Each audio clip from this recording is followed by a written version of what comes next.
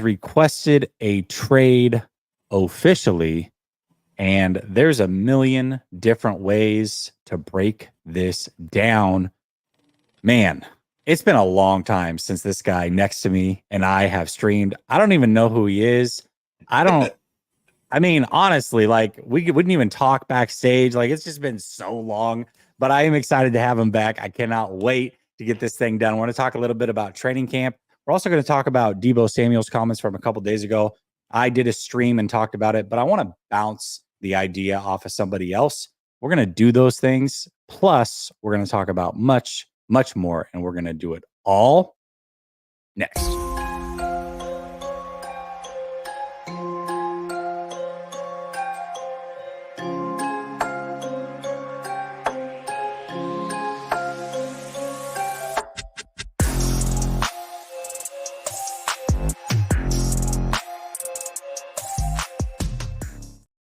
All right. Welcome back to Last Second Sports, where we are giving you our take down to the last second. And I got my guy, So Real, Sunil in the building, who is muted. I want to make sure he's off mute before I introduce him. Sunil, how you doing, my man? Man, we didn't even get the down to the last second, right? It was like a half down. It was like a. I know you used to be like full. Maybe that shoulder's not all the way I'm back. old. I am old. I'm definitely old. I threw it out. Possibly that's definitely a realistic possibility. Nah, man. I'm glad to know you were safe and happy from your Oregon trip, and glad to be back to normal occurrences on my Tuesday night. It's been because I went on vacation, but before that you were traveling, and so we weren't able to do it for a couple of weeks. It's crazy, but we should play that whole "we're fighting" thing though. That might it might work out. Ratings. Yeah, that's true. Shannon Sharp, Skip Bayless type. You never know. Yeah, except for they were really beefing, and then that whole thing ended, and now Skip Bayless is out of a job. But that's beside the point. And I want to be Shannon Sharp if that's the case, but I'm the host of the show, which means that I'm probably going downhill if I lose you. So let's not beef. How about that? All right. Let's talk a little bit about this trade request. Brandon Aiyuk has been disgruntled, I guess, throughout the media over the last few weeks. I mean, shoot, the last time we talked, he hadn't even been on the pivot yet. There's a lot that's really happened since Brandon Aiyuk in the pivot and all that, and last time we talked. But that being said, he's requested a trade, and it is official. No denying it now. What the heck does this mean? I guess the question that I want to lead in with is, does he have any leverage? Because there's a lot of talk on social media. Most people are saying he doesn't have any leverage. The team has all the leverage. What do you think? Do you think he has any leverage at all? Some leverage, no leverage? Like, where are you at with it?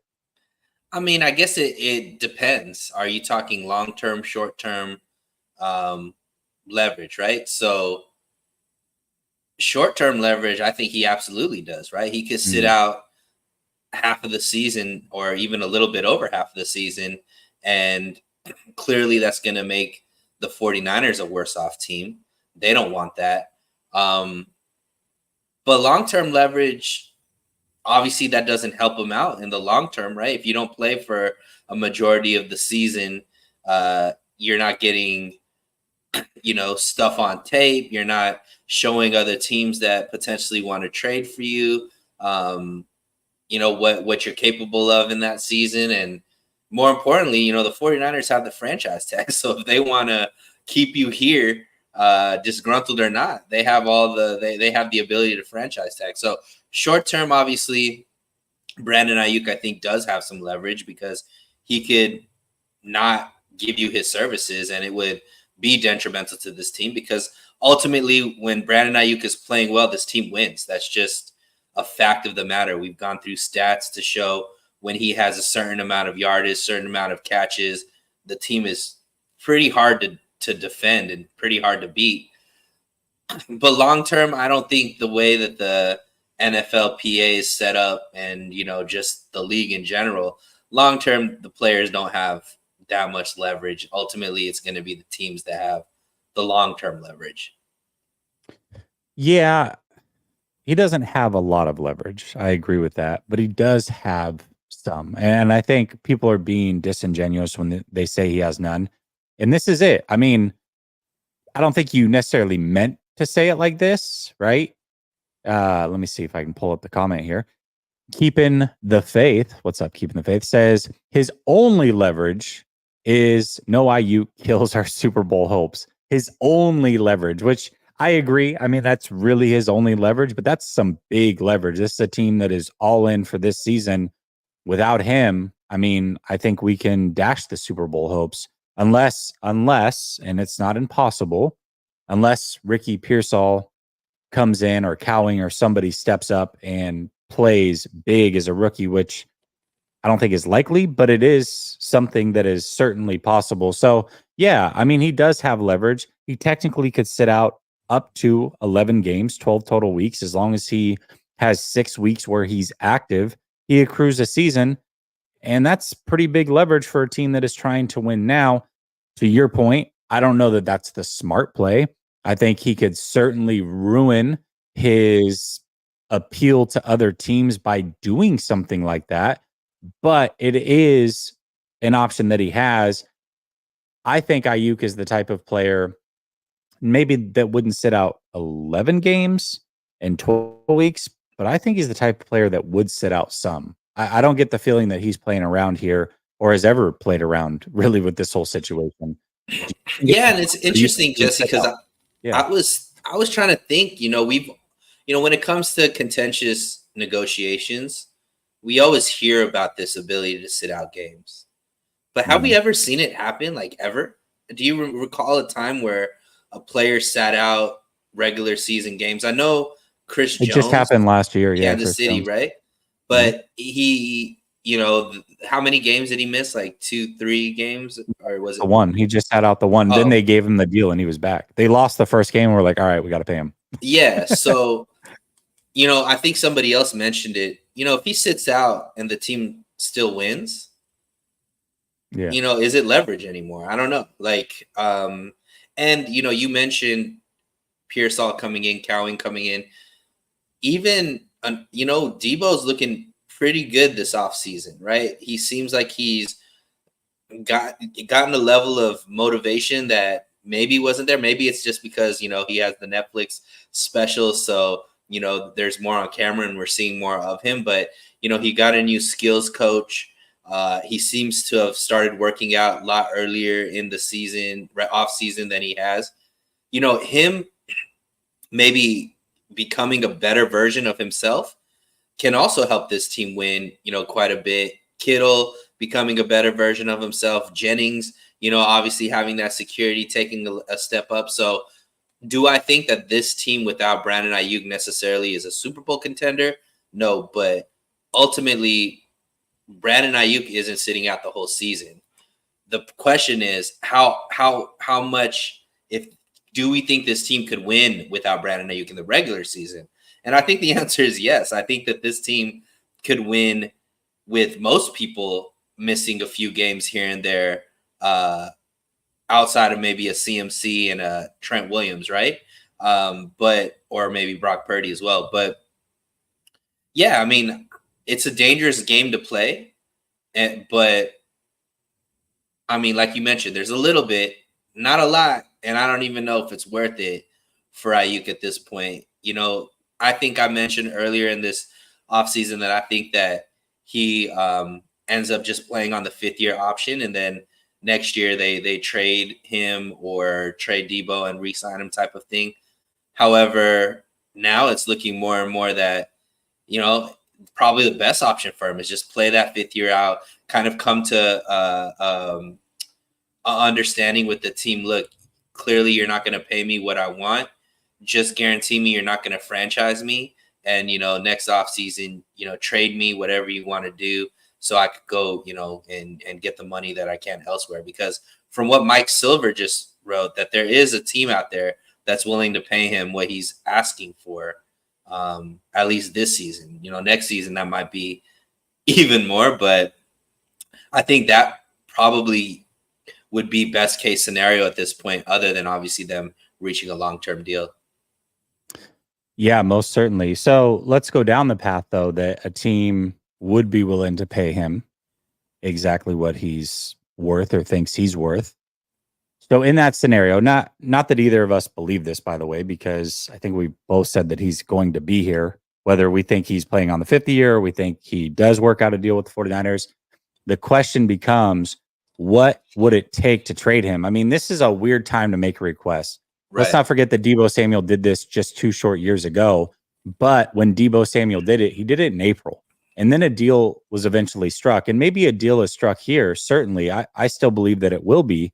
But this is different timing. And that does play into this. I mean, training camp technically, officially started today.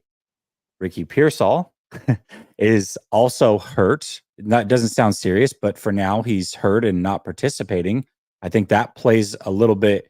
Talk about leverage with Aiyuk. If Pearsall were to miss some time, I mean, that leverage certainly goes in his favor even more. But that being said, if you were to trade Aiyuk, what would you have to get for him to make this worth it? Yeah, I think, on the internet, I think the most popular trade is him to Washington and bringing back a player like Scary Terry McLaurin, and, maybe second round pick, third round pick, whatever that could be. I mean, obviously, I think Terry McLaurin isn't at the level of Aiyuk, but he's very good, and I think could be dangerous in this offense with Kyle Shanahan. So maybe something like that. But I don't know what his contract is, but I know he just got paid recently too. So it's probably not going to be as expensive as Brandon Aiyuk. But ultimately, to me, at this point, Jesse, because the 49ers are looking, they're a Super Bowl and bust team, right? I don't think you could trade them and not get a significant asset back. And that significant asset can't be a draft pick because they're not going to be able to impact this season. So for me, it has to be an impact player plus a pick. And I don't think there's teams out there that are looking, because why would you swap out? I don't think anybody looks at trading for a player like Brandon Aiyuk and saying, hey, we switch players and this is going to make our team better. No, it's adding Brandon Aiyuk to what you have that's going to make you better. So yeah, for me, a trade just doesn't seem realistic at this point. No, it doesn't. I mean, Scary Terry and a pick is just not. It's just not going to happen.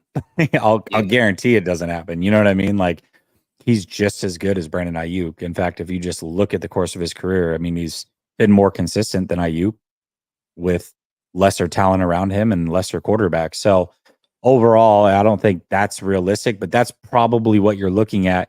And that's what makes this hard, is that the 49ers often value their players at such a high level when it comes to trade talks. That's fine, but you're almost never going to make a trade in that scenario. And as long as you're okay with it, that's great. In this scenario, they're definitely okay with it because they just want him for this year, and then they can figure it out after. That's worst case scenario.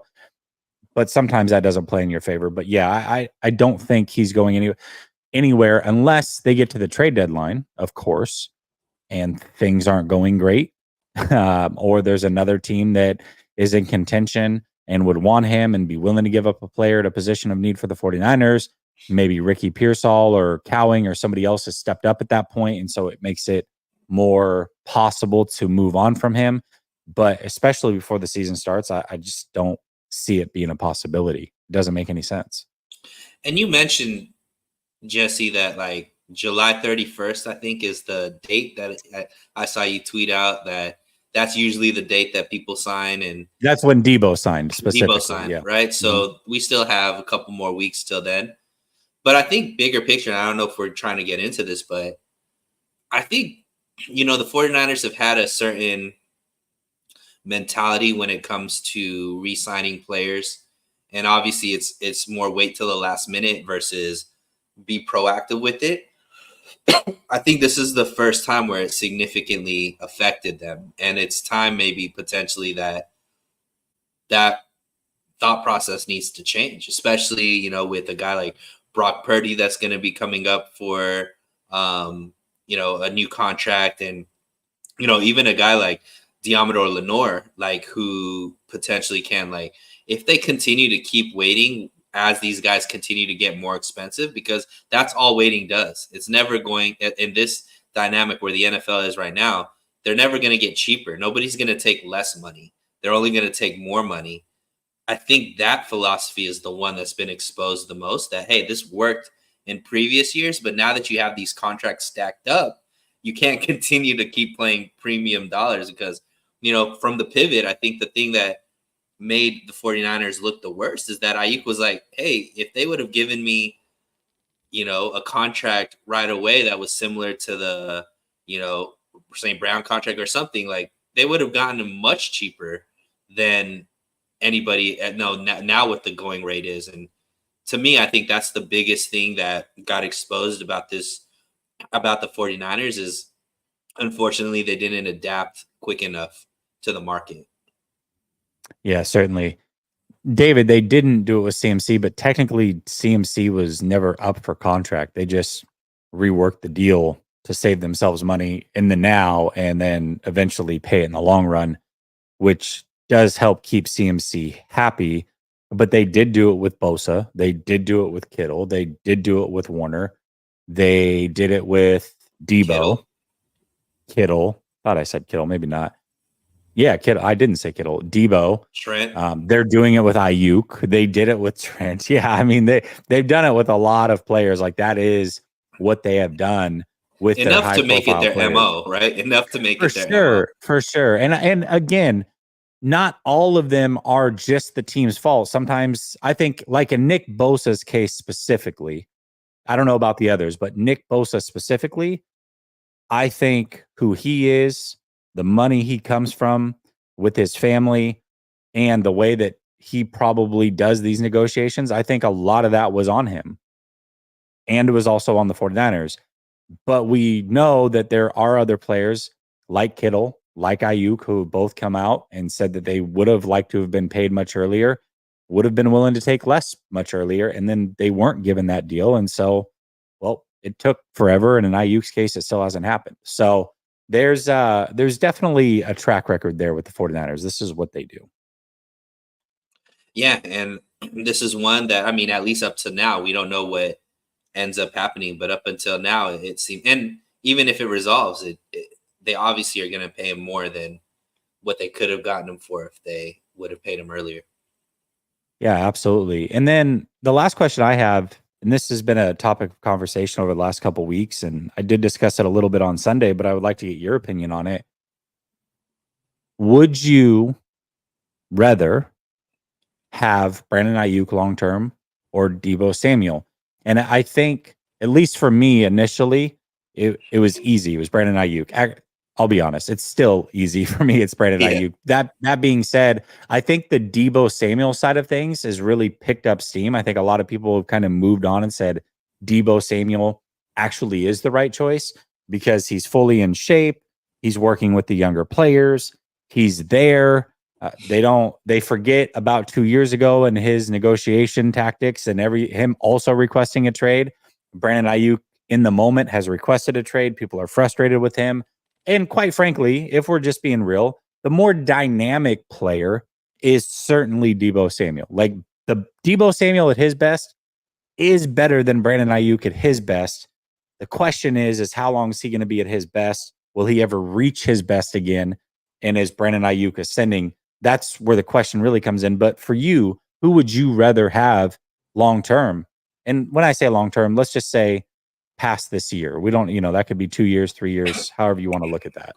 Well, I think part of it, because for me, I'm like you, it was a stupid question up until recently because it was a no-brainer, Brandon Aiyuk, right? I think as a pure wide receiver, Brandon Aiyuk is head and shoulders above Deebo. His ability to block down the field, I think, plays a huge role in the run game, and that's something that Deebo, doesn't necessarily shy away from, but isn't as elite as Aiyuk is in it. And to some of the stuff you mentioned, all the stuff that Deebo's doing, Brandon Aiyuk has been doing for the past few years and was actually stepping into that role when Deebo was out, doing negotiations. And we've seen Brandon Aiyuk become more of a leader and not only vocal, but obviously through his actions as well. But yeah, I mean, if it's to a point where the attitude of Brandon Aiyuk is just like, hey, this team doesn't love me, and I would rather go somewhere else that is excited for me to be on the team, because a part of it kind of seems like that's what Aiyuk is looking for, right? It seems like he doesn't feel like this team wants him, and I think that obviously the money is a bit bigger role, but there does seem to be some sort of that as well. Yeah, I mean, if his attitude, if he could come back and be happy with being a part of this team, absolutely, I want Ayuk long, more than I'd want Debo. However, I don't know if that's the case anymore. It just seems like this is even more contentious than the Debo one. Debo didn't go on any podcasts and talk about stuff. Debo, didn't, he did all of that. I think he removed everything from IG, which I don't think Ayuk has done, but yeah, he's not walking around with the quarterback of a team that is, has put their name, that wants to be on, wants him on their team. So I don't know. It could all just be for nothing. And come week one, we're not even talking about this. Everything is good. And hopefully it is that way. But to answer your question directly, I still think I'd want Brandon Aiyuk over Debo. Yeah, I would as well. I definitely would as well. All right, let's Brother Bob tapping in late. Actually, early. Check it out. Check the tape, Brother Bob. I was early. Driving, but back on plaintiff side. BA, give him the bag. Danny, y'all. I don't even know how to say it. It just sounds appropriate. Denial. I feel like I've done this before with you and said it wrong, and then you corrected me later. I was like, oh yeah, that's totally it. But Dana, y'all sounds a lot better. You lose Ayuk. That is the end of the Shanny era. BA, we are left with a 25-year-old rookie who can't beat man. The hamburger Debo, double Debo with cheese. You mean? Isn't that what Cohn called them? And a tight end past his prime. Okay. I don't know if it's as doom and gloom as the way that you say it necessarily, but I don't think it's ideal. I will agree with you there. It's not ideal. And then follows it up and says he's the only rising young star to usher in a new era. I like that. No underneath. Purdy with no over-the-top threat. Yeah, it does make it harder to throw underneath if you don't have somebody open it up over the top. And again, it's not ideal. I think that they can find ways to be creative and scheme, and they would still probably win a lot of games. I think the chances of winning a Super Bowl this year drastically decrease without Brandon Aiyuk. And I would also say that the future of Brock Purdy isn't necessarily like in trouble without Brandon Aiyuk, but I think it would probably stunt his growth and him being at his best, at least in the short term, until they can find a viable replacement for him. And I agree, he is a rising young star, and a lot of these guys are on the other side of their career. So definitely not ideal by any means to move on from him. All right, let's get into some training camp talk. Get off the Brandon Aiyuk thing for a minute. Training camp is right around the corner. I'm going to be there for 4 days myself with Coach. Shout out to Coach. I see that he's in the chat as well. And there's a lot to discuss with training camp. So I'm just going to ask you candidly, as somebody who's a fan of the team, somebody who creates content around the team as well, and is not going to be there, I believe, what would you like to see covered from training camp? Not just from me, but just in general. Like, what are the storylines that you're pulling from training camp and you want to hear more about? And maybe, I'll write some of this down and do a good job for you. Yeah, man. Appreciate it. You're my insider for it. And I don't know, I'm out here in Orange County. I know that they're doing some practices out with the Saints at UCI. That's where I did my undergrad at. So I'm hoping they open that up to the public, and I might try to catch some of those practices. But for me, I think something that's kind of going under the radar, because we've just seen so much continuity with this side of the ball. But we have two new defensive coaches that are, new head coach that got promoted, and then obviously the former the former Chargers and Rams coach over there. I want to see what's different, if there's anything different with the defense. Are they going to change up any of the schemes? What is their goal now that Ark is gone? How are they going to stop the run? Because that clearly was probably the biggest Achilles heel of this defense, the ability to stop the run. We have what it seems like a lot of new faces on that defensive line, Jesse. Obviously, we got a really young safety group, and we're missing, a very impact linebacker. Who's going to step up and fill those roles? Like, what is the defense going to look like with the new personnel, the new coaches, and what's the next step that this defense takes? I don't know if you're going to be able to really see a lot of that through training camp, because obviously it's not, live action and it's not games, but I'm interested to see if there are any wrinkles that have changed, because ultimately I think that if this team stays the same, that's not necessarily good, right? Even as good as this defense is, you want to see them take another step forward. And there's not much, I would say. Like, the team is great all around as far as the defense, but stopping the run, I want to see how they try to fix that. Yeah, I think that's a really good point. And one thing that I did admire last year when being at training camp was watching Steve Wilkes be so hands-on with the defense, and also more so, I would say, with the defensive backs, but really he was very hands-on with his coaching. Now, ultimately, that clearly didn't work for the 49ers and they moved on from him. But that does parlay into this new defensive coaching staff. And how do they look? Are they hands-on? Do they sit back more? Are they more like of an analytical approach? Those are definitely things I'll be looking for. And Coach going with me, being a former coach in college himself, I mean, there's going to be plenty of insights I'm sure that he'll be able to give me. And I think this new defensive line is going to be an interesting one. I think what does the depth of the defensive line look like? That's very important. And you talked about Dre Greenlaw and his absence, who fills in for him. But let's also talk about another player on the defense who was injured, is back, and that's Talanoa Hufanga, who was an All-Pro just 2 short years ago, right? Yeah. Last year, I wasn't playing at an All-Pro level, wasn't bad by any means, but he did have some games where he struggled a bit. And so who is he really, especially coming off of an injury and being one of the 39 forecasted free agents for the 49ers going into the next season? What does he look like? Is he going to be worth paying? I'll be interested to see what that looks like for him as well. And with some real competition behind him.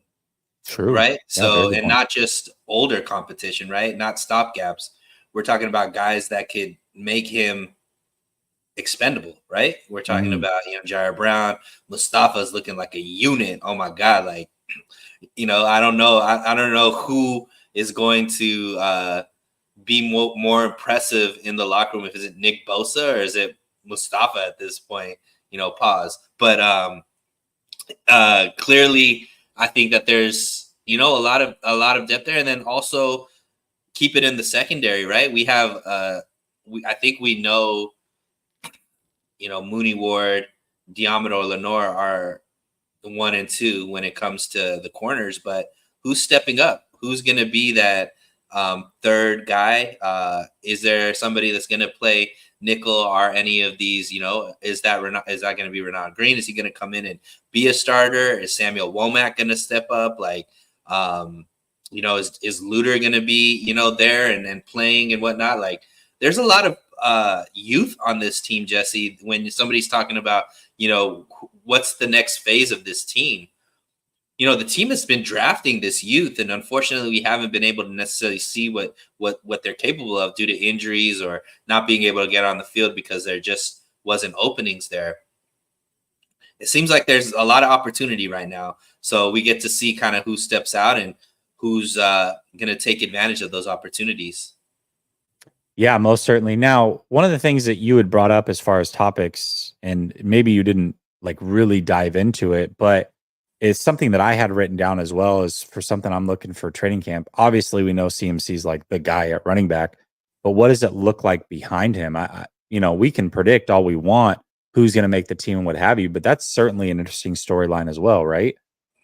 Especially who's RB2, knowing that Kyle Shanahan has mentioned, look, we need to get the ball out of CMC's hand. We need to keep him as fresh as possible. It's interesting when you renegotiate his contract and give him more money. Basically, like now you obviously want to keep him healthy, but is it going to be Elijah Mitchell who every time he's healthy shows that he's good, but can't stay healthy? Is JP Mason going to get an opportunity who's been able to show flashes here and there? They just drafted Garinda, and they drafted him pretty, they traded up to get him in.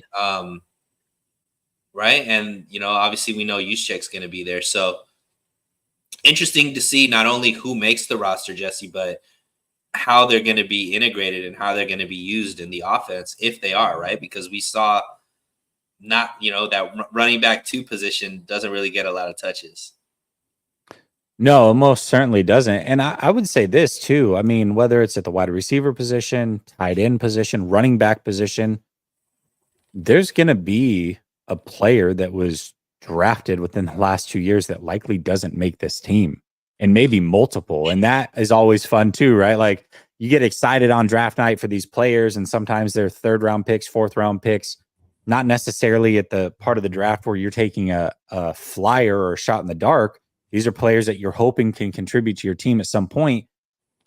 And it's likely that one or multiple of these guys from the last 2 seasons isn't on this roster because the roster is stacked and they're just not good enough at this point to make it.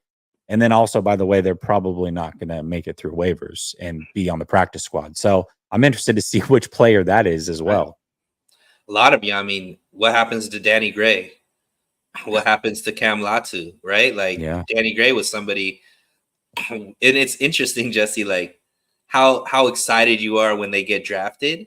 And then, 2-3 years later, now we're looking at Pearsall and Cowing and we're like excited about them. And we've just forgotten, Danny Gray is still on the roster, right? And he's going to have an uphill battle to make the team. Cam Latu, 3rd round pick from a very prestigious school, Alabama, right?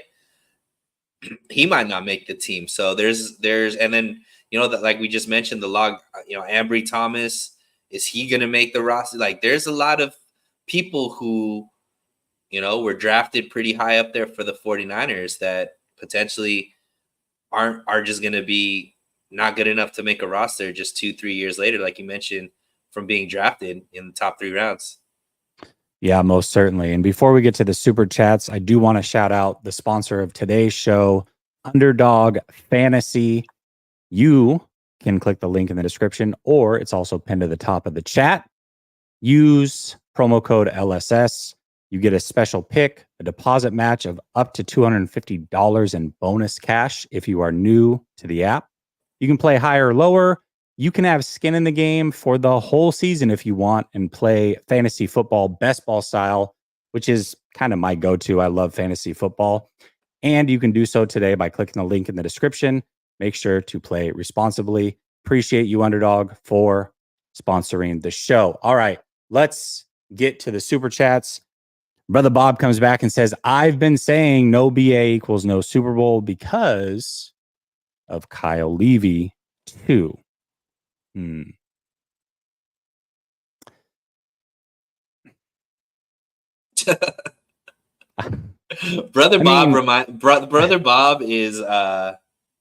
Brother Bob is to Kyle Shanahan what Skip Bayless is to LeBron James to me. In my for sure. He's like definitely poking and prodding and all the everything things. Has to be revolve around, it's in his name, right? So that is Brother Bob to me. Love you, but yeah, it's kind of a shtick at this point, buddy. But the thing is, and the only reason I pause is because I know, and I've asked him this in the past, it's like your stance is so strong on Kyle, where you also don't think they're going to win a Super Bowl because of Kyle anyways. So it's like, well, why not just save the money on BA then? And then wouldn't it make things faster as far as moving along the process of getting rid of Kyle, who you ultimately probably don't want here long term anyways?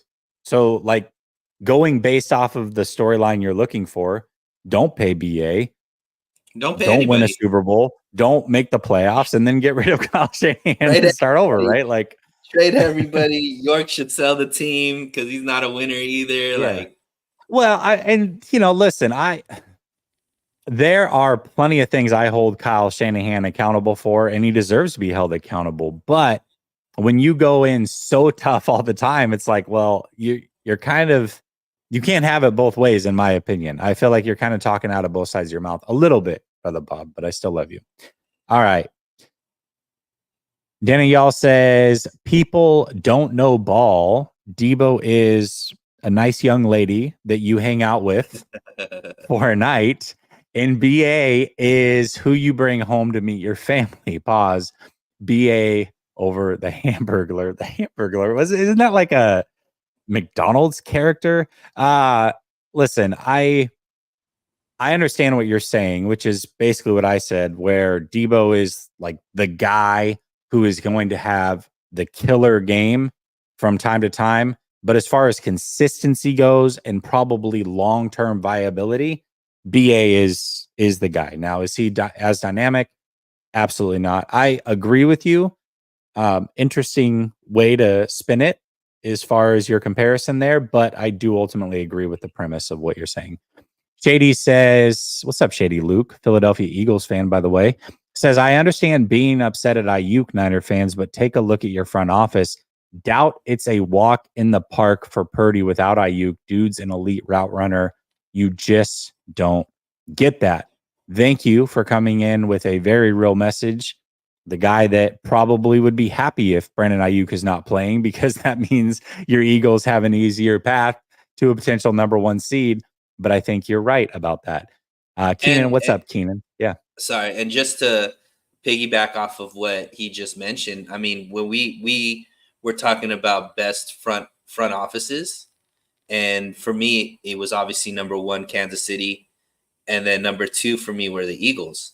And one of the reasons is I think Howie, the GM over there, we saw how he got the deal done for their young, receiver, and got that done earlier in the offseason to where, Smith is already locked in. They have Brown there locked in, and, and they're able to, I don't know how they're able to get it done, but they have that roster just as stacked as the 49ers, but they're willing to pay guys earlier in the offseason than what the 49ers tend to do, which is later. And at this point, it's kind of shooting themselves in the foot when it comes to money. Yeah, most certainly. Keenan says 9 months already feels like it flew by. Much love. Thank you very much, Keenan, for being a member, always supporting the channel. And 9 months goes by very fast. It's really your channel membership just had a child. That's how long it's been. GTC Real says, Jesse, we got to keep Conley. Just kidding. My goodness. Well, I appreciate it, GTC Reels. And Kyle Levy, aka Brother Bob, says, funny because on the phone, someone agreed with me regarding Kyle Levy. I do agree with you. Certainly, I was optimistic that they could win when they made the Super Bowl last year, but I wrote an article around 2.5 years ago saying that I believe that Kyle Shanahan will eventually win a Super Bowl, but it likely won't be with the 49ers. Now, I was very close to being wrong this last year, and I reserve the optimism as a fan to believe that if they get close, that I'll believe once again that they're going to get it done for sure. But I don't know that I'm as staunch as you are in saying that it's just impossible. I don't think it will happen, but I think that there's a possibility it will. I don't know that you're leaving the door of possibility open. Maybe I'm wrong and you correct me, but I kind of get the feeling that you're not. I don't know. I do agree with you ultimately, though, that it likely won't happen. All right. I don't know if you saw this one, Sunil, but I did want to bring it to your attention because I talked about it the other day, and I think it actually parlays very nicely with what I was just talking about with Brother Bob, in that, it's not, first of all, it's not easy. We know that. The optimism is certainly there when the 49ers are close, but we've seen that they've come up short, not just twice in this era and making the Super Bowl, but they did it in the previous era as well, made it to a Super Bowl and lost. Not something that most 49er fans are used to. We're used to them making it and winning.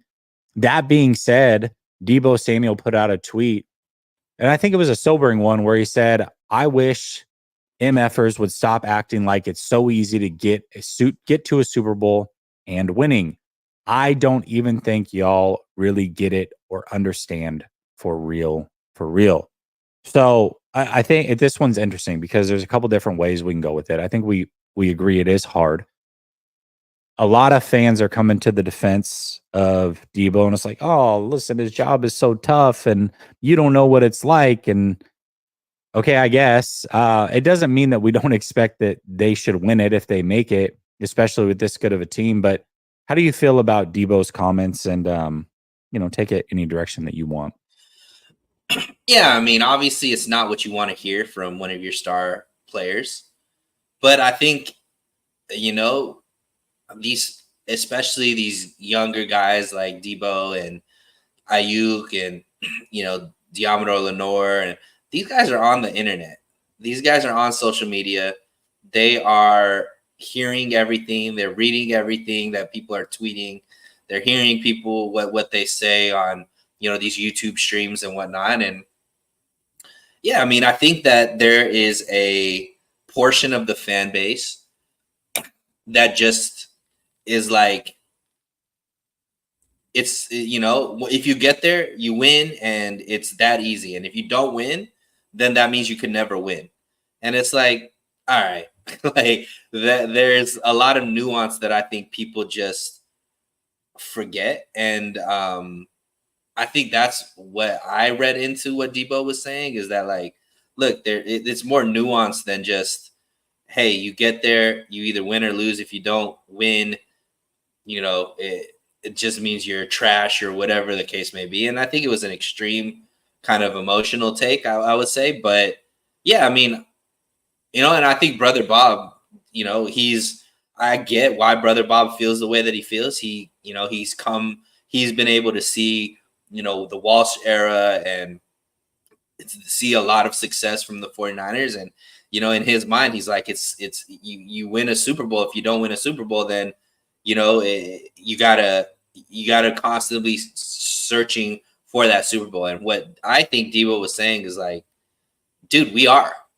Like, it's not that the reason why we lost is because we're not all focused on winning a Super Bowl. It's just hard.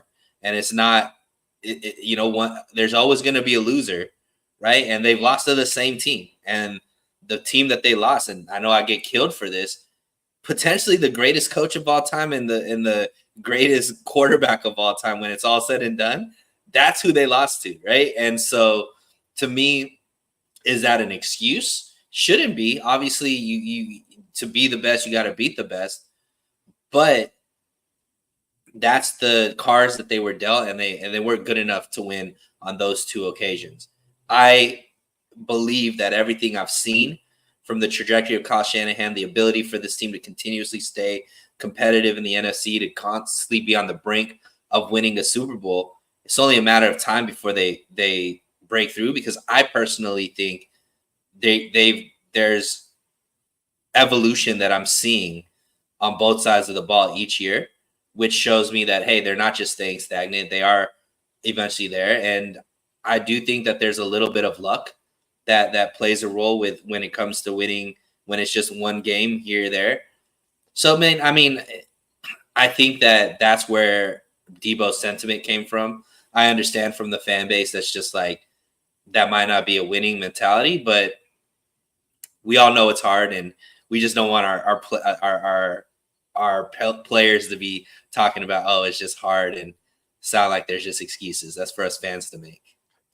Yeah, I kind of go back and forth on it. I mean, certainly we deserve to be critical of the team. And yes, it is hard. I agree that it's hard.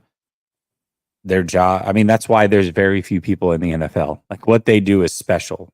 Right. Just making it to the NFL is special, or having a chance to make it to the NFL is special.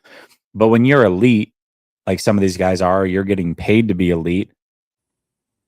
yeah, fans are going to talk a little trash and everybody's eyes are on you and all that stuff is hard, but that's what you're paid to do, is perform in those situations. So I can't have sympathy. I can understand where he's coming from, agree with it, but I'm not going to give you any sympathy. That's what you signed up for, and that's where we're at. I took it a little bit of a different direction a couple days ago, though. For me, I've kind of been saying that I believe last year was their last best chance before they kind of have to retool this thing. I don't believe this team, as it's currently constructed, obviously players change, coaches change a little bit, but the core of this team really is the same and has been for quite some time. I don't believe this core is going to get over the hump. I believe last year was their last best chance. And what I took from Debo is, guys, he's telling you it's not going to be easy to climb that mountain again. He's basically setting them up. So if they don't make it, it's like, hey, take it easy on us. Like, it is going to be very hard. And he understands that. Doesn't mean they're not going to win. Doesn't mean he doesn't have the desire to win, or anybody on that team doesn't have the desire to win. But a lot of people have been in my chat, other chats, social media, what have you, and have basically written it as a foregone conclusion that, oh my God, look at how stacked the roster is. They'll be back again. And I say not so fast. And I think Debo is also saying not so fast either. Like, this thing may not go the way that you're hoping it will, just because the roster is stacked. Yeah, I think that's more pessimistic, Jesse, reading into that than what Debo was. What Debo, man, like, that's like a lie. Like, in between the lines, I saw none of that. Like, I think he was just defending the team in the sense that, a lot of fans just are like, you guys are trash. It's never going to happen. All that kind of stuff. I don't know where all of that, like, I'm trying to set you up to understand this year we will fail. No, like, I don't think Debo was thinking that at all. You don't think he was playing chess like that, huh? Nah, he wasn't like, I want you content creators to understand that it's not Super Bowl bust this year. We are only playing for moral victories because we've gotten there twice. And that's all that matters. I don't think that's what the message that Debo was trying to make. Oh man. Nice. Well played. I like that. I miss you, Sunil. I really did. What's up, Coach? Coach says BA may have leverage that we don't know about. Ricky Pearsall being practically hurt most of the offseason isn't getting the real attention it deserves. Drafting my replacement, and he can't even get on the field. Doesn't help. I think that's a really good point, Coach. And I was thinking about this earlier. A lot of people have come out and said, well, his injury is not serious. And I agree. I mean, although the 49ers, I still think that D Ford is week to week. He should be back anytime at this point. But I don't think it's necessarily that with Pearsall. I don't think that it's that serious. But we're talking about a player who was already wearing a blue non-contact jersey through the first portion of the offseason. Now he's not even able to play. And even if he does, he's still an unproven asset. So I think to just assume that Pearsall will just step in and do what Aiyuk does and the team will just keep putting up 30 points and start 5-0 and whatever, I don't think that's a realistic expectation. Now, it could happen. Absolutely, it could. But what is most likely to happen? That's kind of the area that I want to live in, and I would say that that's not very likely to happen.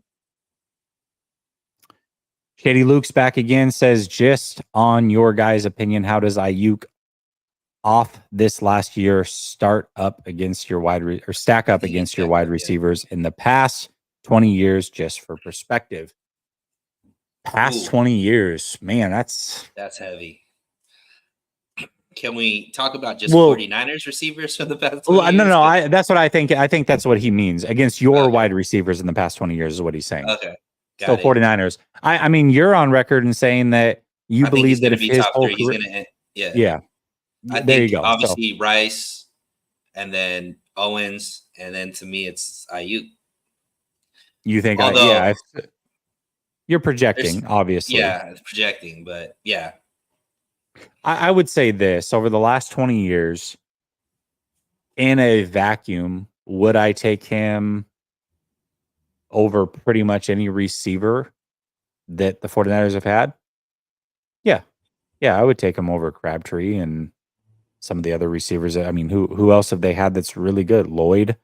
Um, I mean, Debo, obviously, but we just said in this moment we would take him over Debo and going forward. So, yeah, I mean, he's one of the better receivers that the 49ers have had for sure during that time. No doubt about it. Had some really good tight ends, though. Brother Bob says, yeah, it's not easy, Debo. So if you make it to the Super Bowl, you must win it. You've lost 2 now, Debo. Now know the rules, no excuse. Hence why I call him Kyle Levy. Somehow it always circles back to Shanahan. I love it. Good job. GTC Real says, Sahil, I'm assuming that's probably a correct correction there. It says, I disagree. It's a gut punch, and going deep again after that gut punch is harder than people realize. He needs to coach perfectly. Talking about Shanahan. All right. And then coach comes back and says, Jalen Hurd and Jason Verrett starting this season on the pup, guys. No need to worry. They'll be fine. Yeah. Week to week, it's no big deal. It's no big deal. These guys are going to be just fine. All right, last topic here. And it's interesting because a lot of people in the chat have been talking about Jake Moody. Well, Robbie Gold recently talked about Jake Moody as well.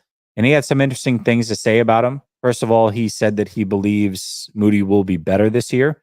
He feels like he struggled in the playoffs because he hit the rookie wall based off of just how many games they play in college versus what he just had to do his rookie year going all the way to the Super Bowl, that he hit a bit of a rookie wall and he'll be better for it. And he said that, he himself was not the greatest as a rookie or even second-year player, and it does take some time. And he believes in Moody. He thinks that physically and also just from a mechanics standpoint, he thinks he's going to be just fine. What do you think about these comments from Robbie Gold?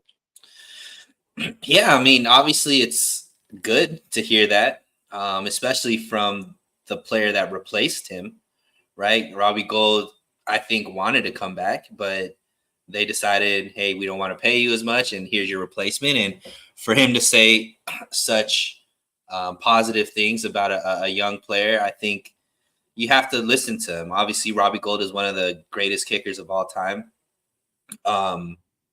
And if they're seeing things that nuance that we don't see, right? And I think everything that he mentioned makes a lot of sense. And yeah, I think that Jake Moody being better than last season is going to only help this team immensely, because even though he was picked as high as he was picked, for me, I did think that it was a weapon that potentially can be a game changer for this team, because now they have somebody that could kick 50-plus yard field goals. And unfortunately, we did see that, hey, he has some strength in his leg. The consistency wasn't where we wanted it to be, right? So if he could get that consistency back now that he has a full year under his belt, he got to play in high-pressure situations. He's failed in high-pressure situations. He succeeded in high-pressure situations. To me, I think that, now he could just focus on just playing football. And I think that is a good position to be in, because you've kind of been through it all, I guess. Like, you've missed game-winning field goals. You've kicked game-winning field goals. You missed, extra points where, could have been the reason why we won and lost, kind of thing. So, yeah, I expect him to have a better year. Although, Michigan players don't always turn out to be the best on the 49ers. Yeah, I mean, breaking news, ex-player from a team says good things about a current player on the team that he just left a year or so ago. Like, this isn't a surprise. What do you expect him to be like? Yeah, no, he sucks, man. If I would have been there, we would have won a Super Bowl. No, he's not going to say that. Of course, he's going to be encouraging. And also, players tend to, even if they didn't play for that team or what have you, they tend to support players from their same position group. Like, ex-players tend to support players from their same position group and go to bat for them and try to help people understand, hey, the job is very hard. This player is very good, what have you. Whether they believe it or not, that's a whole different story, but no surprise. He's going to say nice things about Moody. The question is can he be better? Yeah, I certainly think so. I mean, listen, I wasn't high on the pick. I'm still not high on the pick. I think that it was a reach no matter what, unless he becomes a top 3 kicker consistently for a long term situation for the 49ers. And maybe that will happen. We'll see. But last year wasn't up to snuff, especially in the playoffs. I mean, Robbie Gould himself never missed a kick in the playoffs. There isn't a game so far in the playoffs that Moody hasn't not missed a kick. So, very, very different players to this point. I'm rooting for Moody. I hope he does really, really good this season. I think for him, it's certainly more mental than it is physical, but we've seen kickers be run out of the league because mentally they lose it and get the yips. He's interesting because he does make the long kicks, and it seems like the longer the kick, the less he thinks about it, and he's good.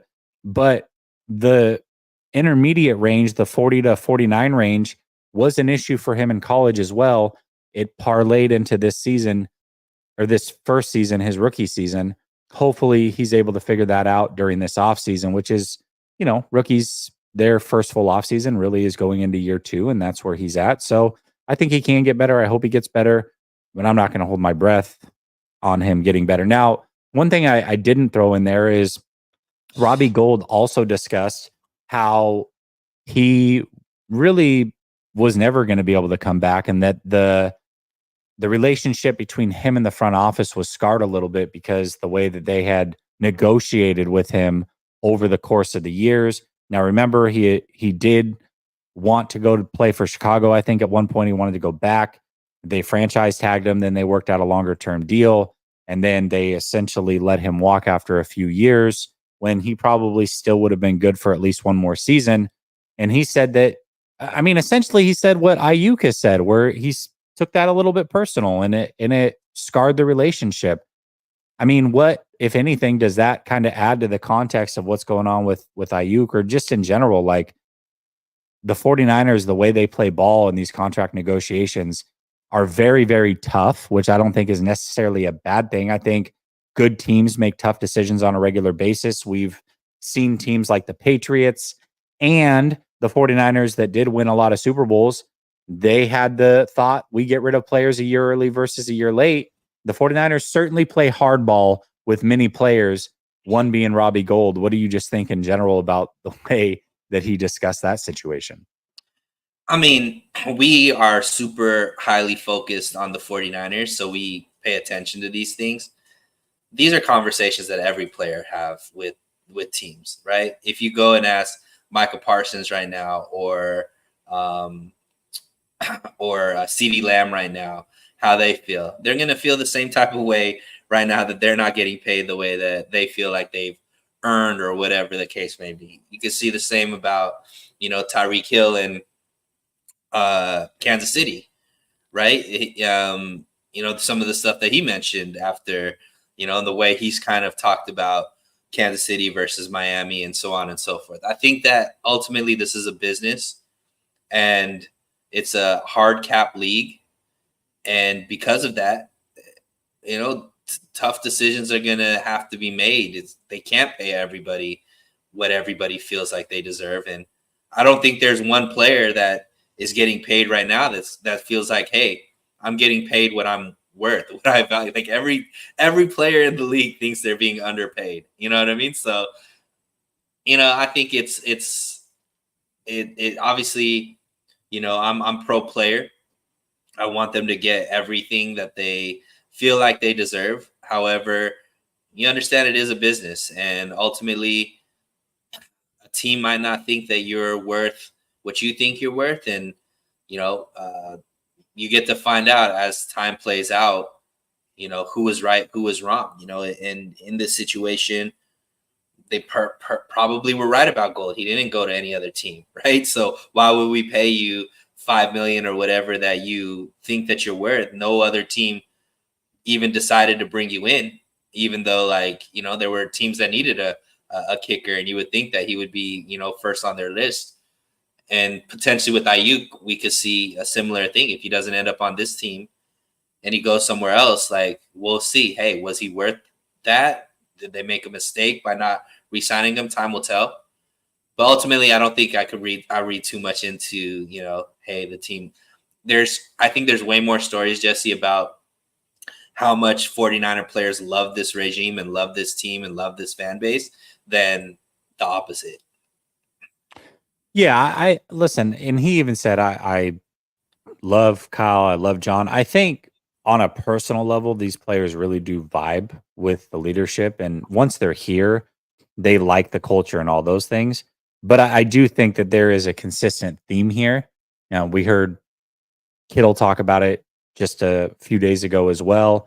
We've seen Aiyuk and his frustration. We've talked about it all, and then Robbie Gould coming out. It's like just another thing proving that it is very hard to get deals done with the 49ers, and that during the negotiation period anyways, it can get contentious. And this is, like you said, not necessarily unique to the 49ers. This is a peek behind the curtain of how tough it gets. And even if you think a player is great or what have you, when these negotiations happen, these teams will tell the players or the agents, you're not as good as you think you are. Here's all your flaws. And they do it with every player across the board. Some players are okay with it. They know it's a business. Some players do take that very personally. Robbie Gould, you can pretty much add to the list of took that a little bit personally. Like Michael Jordan. Like Michael Jordan. I brought up your comment, Sal. It's actually not. He's saying it's like a gi or kimono in the background. It's actually a replica Muhammad Ali robe that is signed by Muhammad Ali. It's just a little bit blurry in the background, but appreciate you for noticing that. And then Shady Luke says, I hope he sucks, but to be nicer to Ricky, he's talking about Pearsall. He says OBJ also started his rookie campaign hurt. Fair enough. What's up, coach? Says, what does hitting the rookie wall look like for a kicker? Athlete's foot? F out of here. Be a better kicker. 3rd round pick. He doesn't get a pass just because he doesn't wear thigh pads. Damn. All right. Tell us how you really feel, coach. Yeah. Hey, on the next one, coach, don't hold back, okay? How about that? I agree. You know, it is funny, coach, because that is exactly what I was like. I was like, yeah, you've heard of the rookie wall, but a kicker? Like, yeah. Okay. And it's not an excuse either.